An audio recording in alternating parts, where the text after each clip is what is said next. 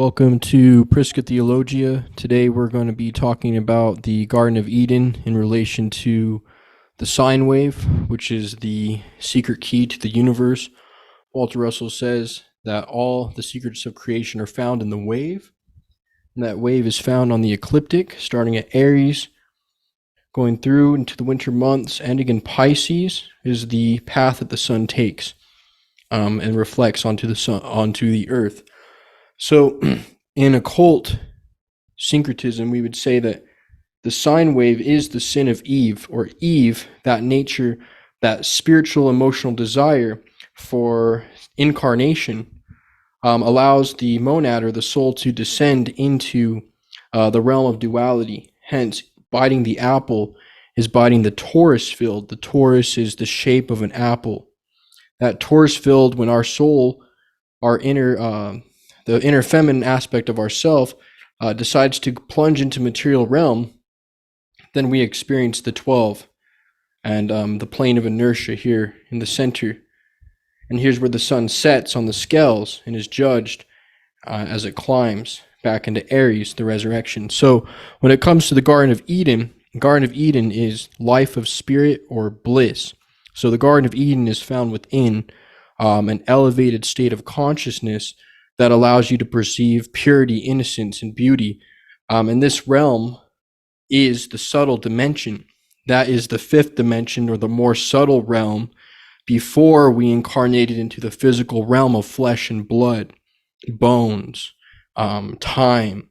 So before that, we were in the Garden of Bliss, individual souls, but not experiencing the realm of duality, biting the apple, and experiencing the red shift, blue shift, or the positive and negatives. So, as I say, we descend from the high heavens down here to know who we are as opposed to who we're not, going from the realm of unity to duality, to go through night and day, hot and cold, and go through all the temperaments of the 12, because the sun going through the 12 zodiac is akin to the soul within man and woman going through the 12 trials of life, which lead to entrance to the kingdom of heaven, or what we'd call the Garden of Eden.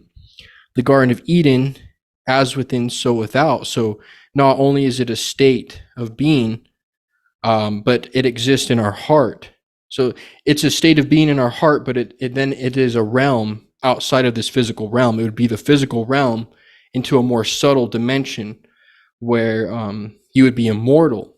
So since there was a fall into that duality, that snake is the vibration, the vibra, the vibration of the red shift and blue shift. When the one splits and causes the stillness and motion, it creates all of these effects. And these effects are all here to nourish the archetypes of the soul as it rises back up. It was said that the cherubim, that God put a cherubim in the garden to guard the garden from Adam and Eve's return. That cherubim's below the fourth chakra, the fourth and fifth chakra being, the fourth chakra being the heart, the fifth being the throat. That cherubim would be the solar plexus. The solar plexus, when they left the Garden of Eden, they were said to be clothed in animal skins, because when the sun goes and leaves the Garden of Eden, which is the spring and summer months, it sets and puts on the clothes of the Sagittarius and Capricorn, the more animal aspects of symbolic of our animal aspects. They're clothed in animal skins, meaning they are now exiting the ethereal realm and going down into the physical realm. Remember, everything below and in this physical realm in occult science is akin to the underworld, or the dungeon, or hell, or Hades, is all from this spiritual influx descending into the realm of duality. So that electromagnetic duality. So we have the 12ness within the duality. As Santos Bonacci always says, that this is not just a realm of duality 1 and 2. Within that 2, there is 12. And that 12 is the 12ness. So the story of Garden of Eden, we have monad, or Jehovah, right? We have either Joseph and Mary, monad splitting into the two aspects. If you read Secrets of it said that back then, Joseph and them were considered more as like demigods. They were more ethereal. They were more archetypally known than just a simple, carpenter, or, the one that gave it. She was seen as the divine mother, the divine father. In the East of the stories of Krishna, there's a lot of stories of these family relations and how they symbolize the different archetypes found in all layers of nature. So when we have Adam and Eve, as Thomas H. Burgoyne has pointed, Adam being the masculine wisdom ray, Eve being the love ray, these two exit the garden and descend. Now, when they separate, they must come back together.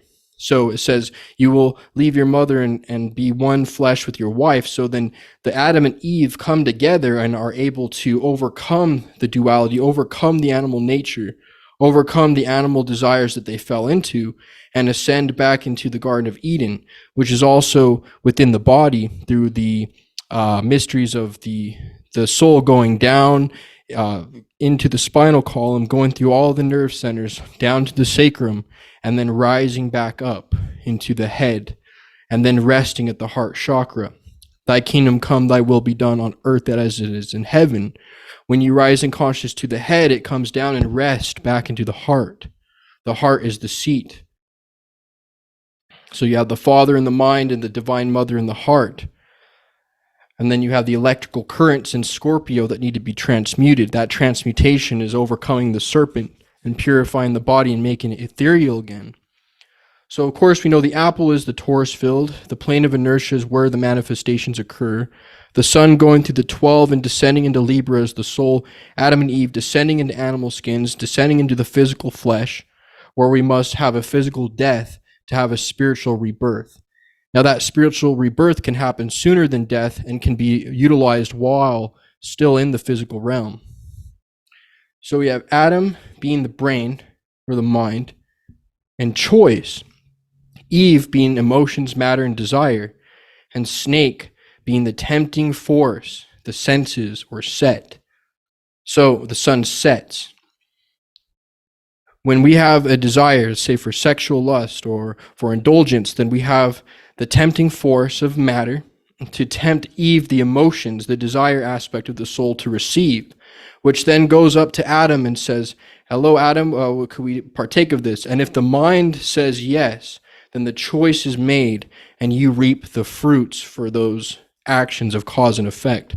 So the Garden of Eden story is an esoteric, anagogical, astrotheological story that has to do with the biochemistry of the body in the nervous system and how energy descends and reascends, has to do with the minds making choices on behalf of the emotions that are tempted by the desires of the vibration of matter from the electromagnetic duality, which manifests as a 12ness. That 12ness is the 12 zodiac or the 12 tribes of Israel. The 12 tribes depend on what month you're born, not what blood race you are. And in occult esoteric Christianity, death equals physical incarnation. Because the soul is immortal, there is no death. So once we understand some of these mysteries a little bit more in depth, we could take this Garden of Eden story and utilize it to our best purposes. Thank you.